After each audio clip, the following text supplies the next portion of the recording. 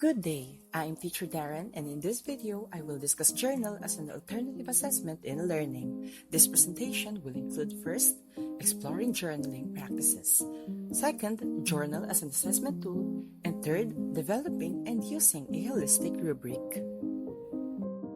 To begin, the purpose of journal is to acquire a record of content knowledge and other personal ideas of students that may reflect their learning. Journal can capture both cognitive and affective domain. It conveniently enables learners to share their knowledge.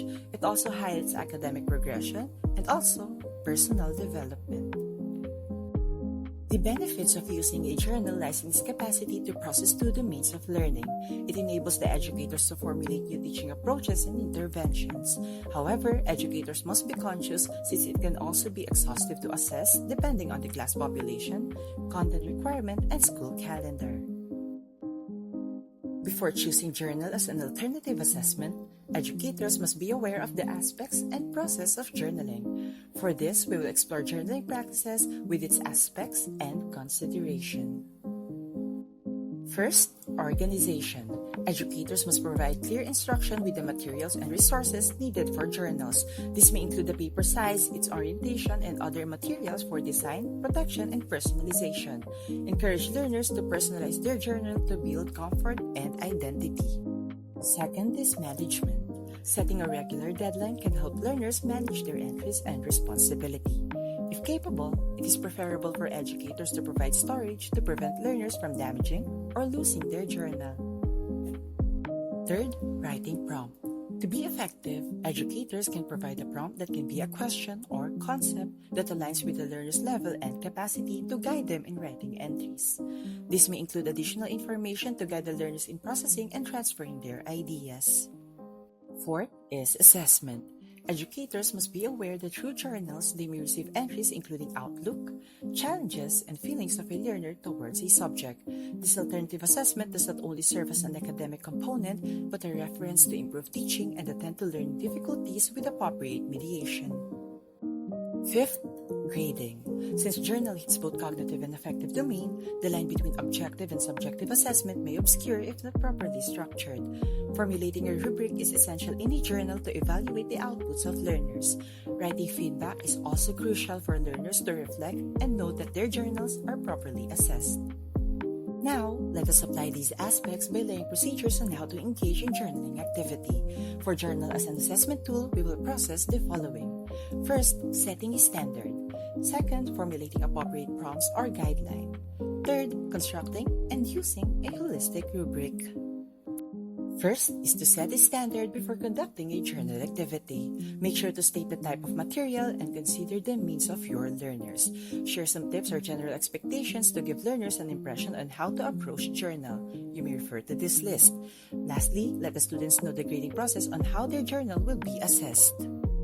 Second, to guide your learners, you may provide basic structure and questions or other concepts that are appropriate with their level. This provides them a frame to develop their ideas. A trigger question is the usual approach to stimulate the thinking process of learners. For example, what are your personal takeaways on the lesson? Make sure that it is aligned with the topic. Here are some samples of a journal. It can be in form of text, paragraphs, or activity sheets. Its composition must always stimulate the thoughts or personal reflections of the learners. Now, in constructing a holistic rubric, it is essential to formulate a holistic rubric for a journal. This tool is constructed with a definite scoring set with performance descriptors as a reference in evaluating the student's work or performance. In a journal, content and personal reflection are both essential since we can measure knowledge and learners' insight. Consider the technical aspects of writing since this assessment enhances various skills.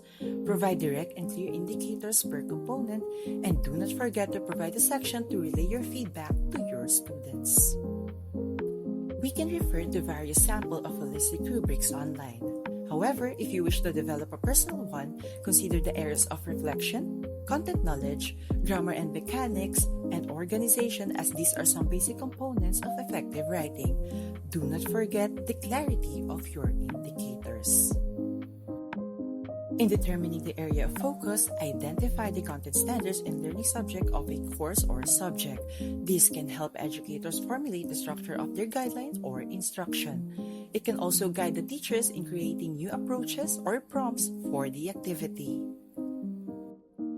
When writing indicators, make sure that it aligns with the rating. Since there are no categories for each component, you may write each first in group to check its structure and coherence before compiling them into a general criteria. Since holistic rubric measures the wholeness or overall quality of the work, educators will have to evaluate the journal based on the indicators. Provide a substantial feedback for learners to acknowledge their good points and areas of improvement that they can use for personal development. Remember, journal is less concerned with the aesthetic look.